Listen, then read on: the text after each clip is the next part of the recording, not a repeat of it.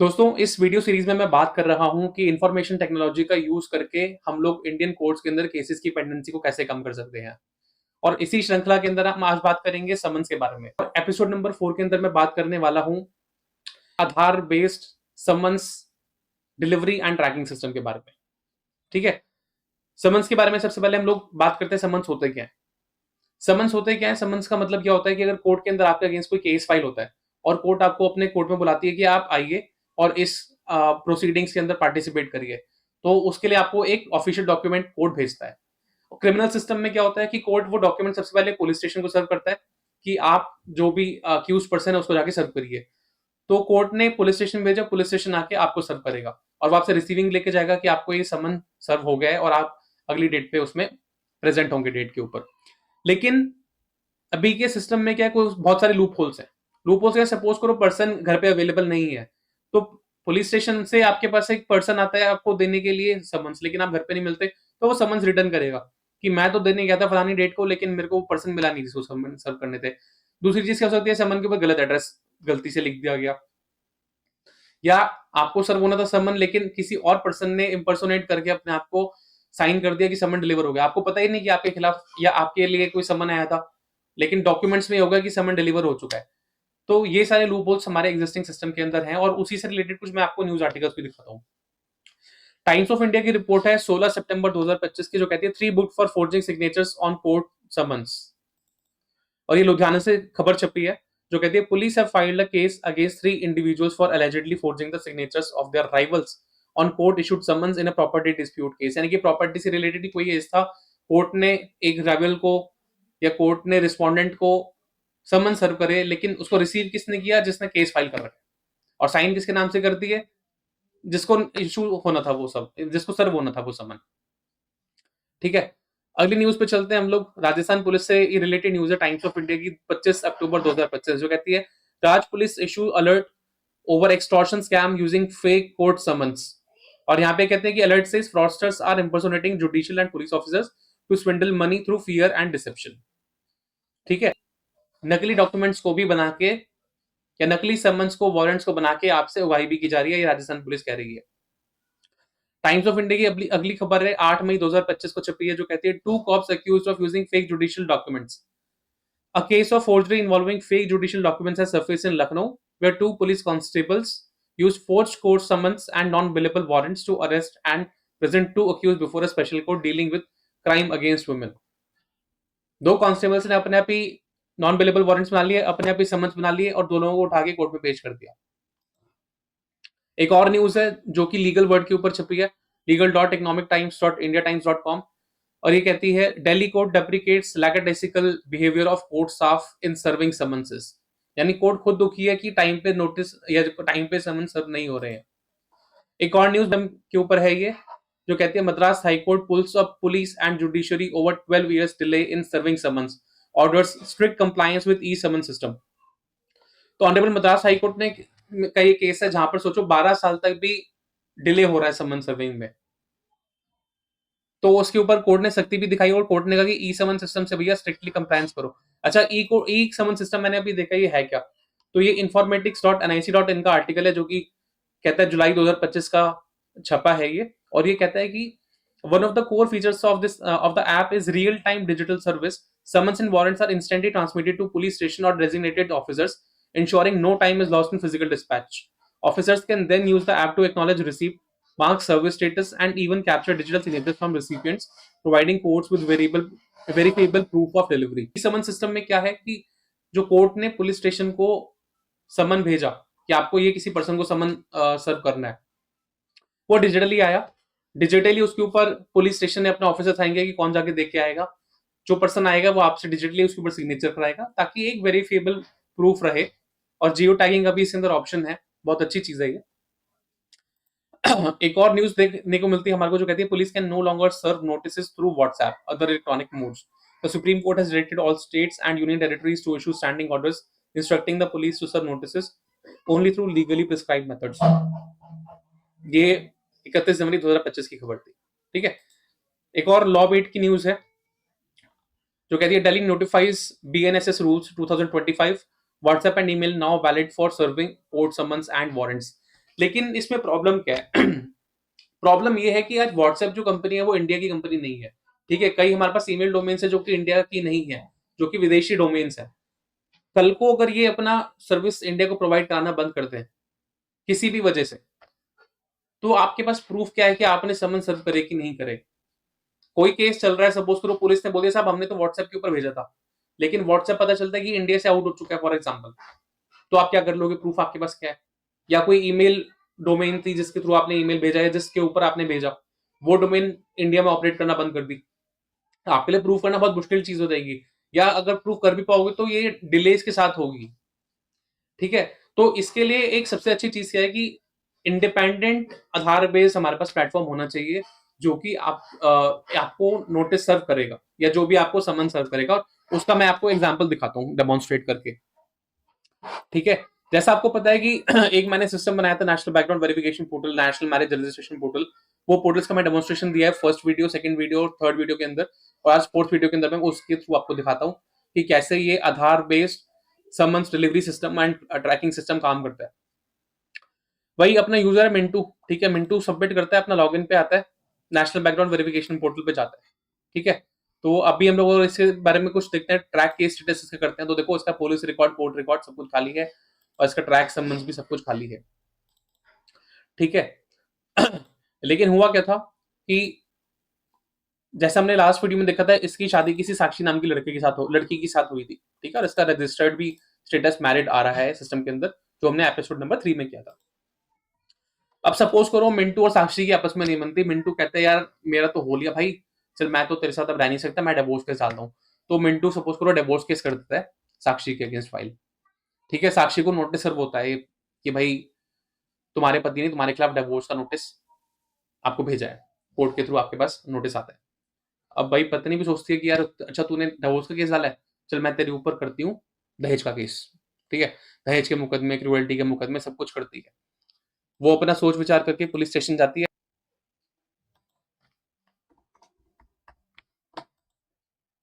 अब पुलिस अपने पोर्टल पे लॉगिन करती है, ठीक है।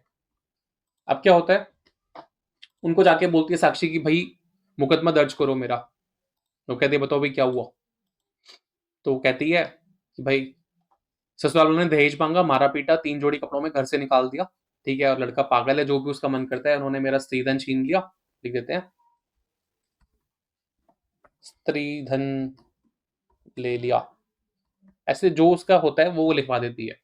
अच्छा, इसमें मेरा एक suggestion honourable supreme court of India को क्या था कि अभी तक जो हमारी एफआईआर होती है उसमें कहीं पे भी आधार लिंक नहीं होता है, ना तो अक्यूज का और ना ही कंप्लेनेंट का, ना ही विटनेस का, किसी का आधार लिंक नहीं होता। और मेरा एक सजेशन था कि अगर आप इसको डिजिटाइज करके आधार लिंक करना शुरू कर दो तो एक आपके पास डेटाबेस बन जाएगा, और उसके मैं आपको यूजेस अभी आने वाली सीरीज के अंदर दिखाऊंगा, ठीक है।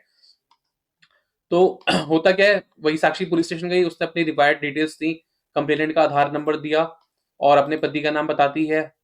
इसके बाद फिर उसका भी आधार नंबर दे देती है, कंप्लेंट लिखवा देती है, और पुलिस कहती है भाई 498 है, 34 DPI एक्ट, 323, 504, 420, 406, इसमें तो वही सब बन जाता है लड़के के खिलाफ, ठीक है।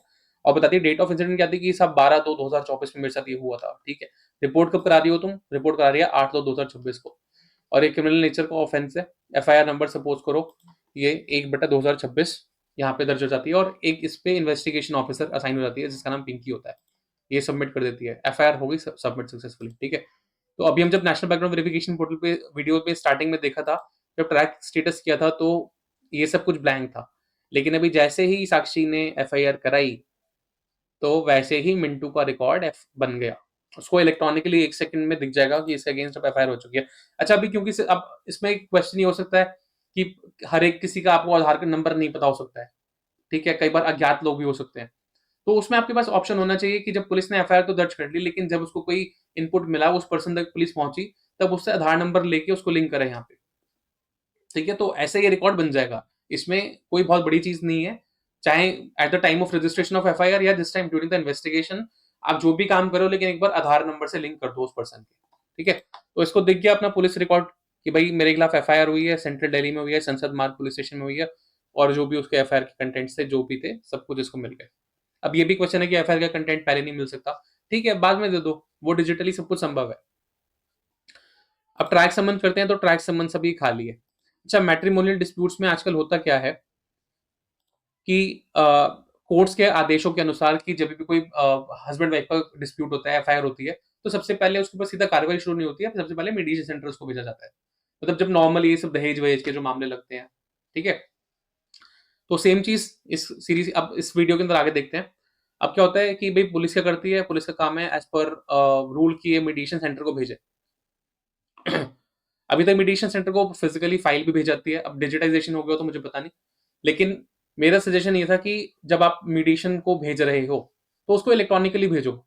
अगेन सेम चीज, फिजिकल फाइल भेजोगे, कब लेके जाओगे, कब पहुंचेगी, वहां पे चूहा ना काट दे उस फाइल को, या जब आप नोटिस सर्व कर रहे हो मीडिएशन सेंटर से कंप्लेनेंट को, मीडिएशन सेंटर से रिस्पोंडेंट्स को, उसमें डिले होगा। तो ये क्या करती है, इसको सिर्फ एक काम करना है पुलिस वाले को, आके जो भी है इसने देखा list of cases assign to you, view fresh cases में, फ्रेश केसेस में सबसे पहले इसको ये आ गया कि भाई साक्षी ने मिंटू के खिलाफ जो एफआईआर कराई है ये है। इन्हें सिर्फ सिंगल क्लिक पे मीडिएशन को भेज देना है, रेफर मीडिएशन, खत्म, case refer to mediation settle successfully. ठीक है, अब ये no fresh cases assign to you, क्योंकि इनका काम था, इन्होंने भेज दिया। अब आते हैं मीडिएशन सेंटर। हम ये उम्मीद करते हैं कि मीडिएशन सेंटर ने भी जो हमने सजेशन दिया था सुप्रीम कोर्ट में रेट के अंदर, वो चीज लागू हो गई यहाँ पे भी। ठीक है, तो यहाँ पे कोई मीडिएटर है अमित, और उसको अपना पोर्टल मिल चुका है, ये मीडिएटर है, मीडिएशन सेंटर पे भी अपना लॉगिन करता है, आके देखता है अनअसाइंड मीडिएशन केसेस, कि ऐसे कौन से केसेस हमारे पास आए हैं जिसके ऊपर अभी भी कोई मीडिएटर असाइन नहीं हुआ। तो वो देखता है कि भाई 1/2026 एफआईआर नंबर है संसद मार्ग थाने की, और ये डेट ऑफ इंसिडेंट इसमें बताया गया है 12/2/2024 का, और ये डेट ऑफ एफआईआर आज की है 8/2/2026, और इसमें कंप्लेनेंट का नाम क्या है, उसका मोबाइल नंबर क्या है, क्या उसकी एफआईआर है, उसका एड्रेस क्या है, सिमिलरली जो रिस्पोंडेंट है उसकी एफआईआर, उसका नाम क्या है, उसका कॉन्टैक्ट नंबर, उसकी ईमेल आईडी, आधार नंबर, सब इसको पता चल गया यहाँ से। ये असाइन कर देता है मीडिएटर कि इस मीडिएशन में कौन करेगा। सपोज करते हैं अपने आप को असाइन कर लेता है कि I will work as a mediator in this case, और ये असाइन केस कर लेते हैं। ठीक है, केस असाइन सक्सेसफुली। अब fresh mediation cases assign to you, होता क्या है, जब मीडिएशन केस मीडिएटर को मिल गया तो उसमें तो वो डेट डालते हैं जिसमें दोनों पार्टीज को बुला के उनसे बात करी जाती है सुलह समझौता कराने की। ठीक है, तो अब इनके पास ये इन्होंने, इनको असाइन हो गया केस, अब ये क्या करेंगे, अपना ये अपना इशू करेंगे समन्स को।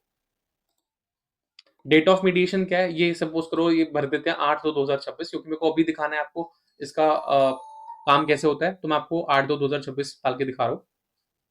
समझ में क्या बोलते हैं, इन्हें लिख देते हैं कि please attend the mediation on date as mention and come to PS Sansad Marg, को लोकेशन बता दी कि तुम्हें कहाँ पे आना है और किस डेट को इशू किया, ये पता चल गया। इनको सपोज करो ये लोग रिटर्न में भी नोटिस भेजते हैं बाय पोस्ट, और वो इंडिया पोस्ट के थ्रू भेजते हैं, और उन तो एक कंप्लेनेंट को जो भेज रहे हैं किस कुरियर पार्टनर से भेजा, इंडिया पोस्ट से भेजा, और उसका ट्रैकिंग नंबर क्या है जिस चिट्ठी को भेजा गया, क्योंकि होता क्या कई बार ऐसे भी केसेस देखने में आते हैं जहां पर समन भेजा गया लेकिन वो गलत एड्रेस पर डिलीवर किया। ठीक है, एक आपको नंबर मिल गया, अगर बाद में फाइल देखोगे तो पता चलेगा कि हमारे को नोटिस भेजा गया था या हमारे को समन भेजा गया था, लेकिन किसी गलत एड्रेस पे भेजा गया, तो इसलिए हमारे को जिंदगी में सर्व नहीं हुआ। लेकिन कोर्ट के रिकॉर्ड में क्या चढ़ गया कि आपको नोटिस सर्व हो गया और आप आए नहीं। इन केसेस में एक्स पार्टी प्रोसीड करने की संभावना बहुत होती है केसेस की। तो इसलिए इस सिस्टम में क्या होना चाहिए कि जिस पोस्ट के थ्रू आप भेज रहे हो उसका ट्रैकिंग नंबर यहाँ पे डालो, ताकि फ्यूचर के लिए हमेशा रेफरेंस रहे कि आपने किस नंबर से किस पोस्ट कंपनी के थ्रू आपने किस सर्विस के थ्रू आपने सर्व किया था नोटिस। सिमिलरली जो रिस्पॉन्डेंट को भेजा इंडिया पोस्ट के थ्रू भेजा, और उसको भी जो उसका ट्रैकिंग आईडी थी उस डॉक्यूमेंट की वो भेज दी, और अपडेट कर दिया फर्स्ट समन्स इशूड, और ये सबमिट कर देते हैं। तो अब मीडिएशन सेंटर ने जैसे ही अपना समन सर्व किया, अब यू कैन सी मैं मिंटू के पेज पे आया हूँ, मिंटू ट्रैक समन्स पे जाएगा तो मीडिएशन सेंटर से तुरंत पता चल जाएगा mediation summons for you as respondent, यानी कि जब थाने से फाइल मीडिएशन सेंटर गई 1 सेकंड लगा, मीडिएशन ने देखा, असाइन कर दिया मीडिएटर, मीडिएटर ने इमीडिएटली समन्स को जारी किया, उसमें सिर्फ 1 सेकंड लगा। और सिमिलरली जब वो समन सर्व होने में रिस्पॉन्डेंट को कितना टाइम लगा, 1 सेकंड। ठीक है, अब आप यहाँ पे देखो मीडिएशन समन्स फॉर यू, अभी हमने देखा था कि स्टेट कौन सा, Delhi, central Delhi, Sansad Marg police station, FIR number 1/2026 for example, date of incident क्या है, डेट ऑफ एफआईआर क्या है, एफआईआर में क्या क्या है। ठीक है, और जिसके कोरियर के थ्रू भेजा है उस कोरियर की रिसिप्ट क्या है, और यहाँ पे उनका अपडेट क्या था, फर्स्ट समन इशू हो गया। मीडिएशन स्टेटस क्या है, असाइन टू मीडिएटर है। फाइनल मीडिएशन स्टेटस अभी क्योंकि कुछ हुआ नहीं इस मीडिएशन के अंदर तो अभी नल आ रहा है। ठीक है, और यहाँ पे आप देखो, please attend the mediation on date as mentioned and come to PS Hansad Marg. तो आपके पास ये समन आधार के बेसिस पे, क्योंकि आपके एफआईआर में आपका आधार नंबर लिंक था, और उसी बेसिस पे मीडिएशन सेंटर ने जब आपको नोटिस दिया, वो आधार के बेसिस पे आपको आपके वेरिफिकेशन पोर्टल पे दिख गया, जहां पे ट्रैक केसेस का आपको ऑप्शन मिलेगा। अब इसमें हमारे में डिफरेंस क्या है? इसमें डिफरेंस ये हुआ कि आपके पास थाने में भी समन आता, थाने से आपके पास आता, या पोस्टल सर्विसेज लेके आती। सपोज करो वो पोस्टल सर्विस बीच में खराब हो गई, उसकी जो गाड़ी लेके आ रही थी आपका डॉक्यूमेंट, वो बीच में खराब हो गई, या वो चूहे काट गए उस लेटर को, उस ट्रक में आग लग गई जिसके अंदर वो आपका समन था। तो ये सारी चीजें मिलके डिलेस क्रिएट कर सकती हैं। लेकिन जो हमने आधार बेस्ड सिस्टम देखा, इसमें ना तो किसी का सिग्नेचर चाहिए कि आप रिसीव करो फिजिकली, क्यों? क्योंकि आपके सिस्टम पे इलेक्ट्रॉनिकली सर्व हो गया। इसके अंदर और एनहांसमेंट क्या करी जा सकती है कि आईवीआर सिस्टम से इससे इंटीग्रेट कर दो। एज सुन एज आपका एक समन इशू होगा आपके आधार नंबर पे, तो आपके आधार के साथ जो रजिस्टर्ड नंबर है उसके ऊपर आपके पास आईवीआर कॉल्स आनी शुरू हो जाएंगी कि आपको इस डेट को एक समन इशू किया गया है।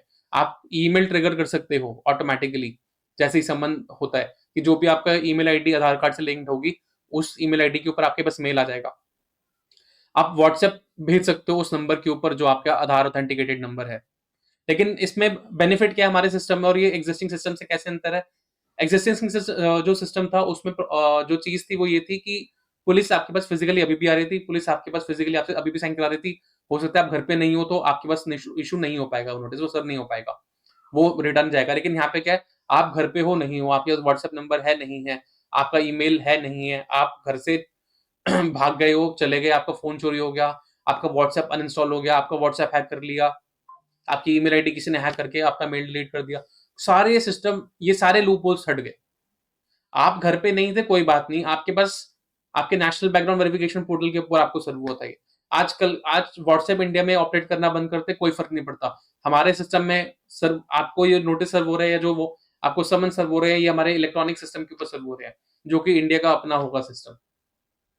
आपकी किसी जीमेल डोमेन या कोई भी आपकी आपकी किसी भी ईमेल डोमेन के ऊपर डिपेंडेंसी हट गई कि ईमेल ऑपरेटर अगर इंडिया में ऑपरेट करना बंद कर दे तो भी आपको कोई दिक्कत नहीं है, क्योंकि आपको जो समन सर्व हो रहे हैं वो आपको हमारे सिस्टम के ऊपर सर्व हो रहे हैं, जो आपके नेशनल बैकग्राउंड वेरिफिकेशन पोर्टल पे सर्व हो रहे हैं।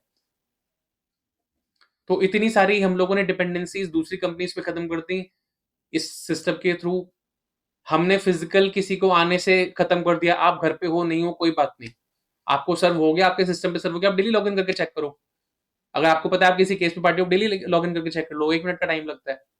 आपको एसएमएस सुविधा भी हम दे देंगे इसके अंदर, ताकि एसएमएस से थ्रू आपको पता चल जाएगा कि कोई समन इशू हुआ है आपके पास। तो ये सिस्टम अगर इंडिया में इंप्लीमेंट हो जाता है, तो जो हमने न्यूज आर्टिकल्स अभी इतने सारे पढ़े कि कहीं पे 12 साल समन सर्व नहीं हुआ, कहीं पे नकली सिग्नेचर कर दिए, कहीं पे कोई आपको इम्पर्सोनेट करके बोल रहा है कि भाई समन्स के नाम पे डरा धमका के पैसे उगाई कर रहा है, कोई आपको अपने आप ही डॉक्यूमेंट्स बना के ले जा रहा है, जहां कोर्ट्स परेशान हो रहे हैं कि नोट समन्स को सर्व करने में दिक्कत हो रही है, डिले लग रहा है। तो ये सारी चीजें हमने आधार बेस्ड सिस्टम से खत्म कर दे सकते हैं हम इसको, ये क्षमता है। और अगर आपको ये सजेशन अच्छा लगा हो तो इस वीडियो को आप शेयर भी करना, ताकि लोगों के अंदर जागरूकता बने। और यही सेम चीज का सजेशन मैंने अपनी रिट पिटीशन के अंदर honourable supreme court of India को दे रखा है। ऑल्दो उस रिट पिटीशन के ऊपर जुडिशियल कॉग्निजेंस नहीं हुआ है, उस पर एडमिनिस्ट्रेटिव कॉग्निजेंस हुआ है। तो इसीलिए मैं अपने फैक्ट्स को पब्लिक डोमेन में रख रहा हूँ कि हमारे अंदर हमारी कंट्री में क्या पोटेंशियल है, इन लूप होल्स को हम लोग कैसे फिल कर सकते हैं। वीडियो अच्छा लगा हो तो आप अपना कमेंट इसके अंदर जरूर करना, ठीक है? तो इसी के साथ इस वीडियो को हम स्टॉप करते हैं। Thank you.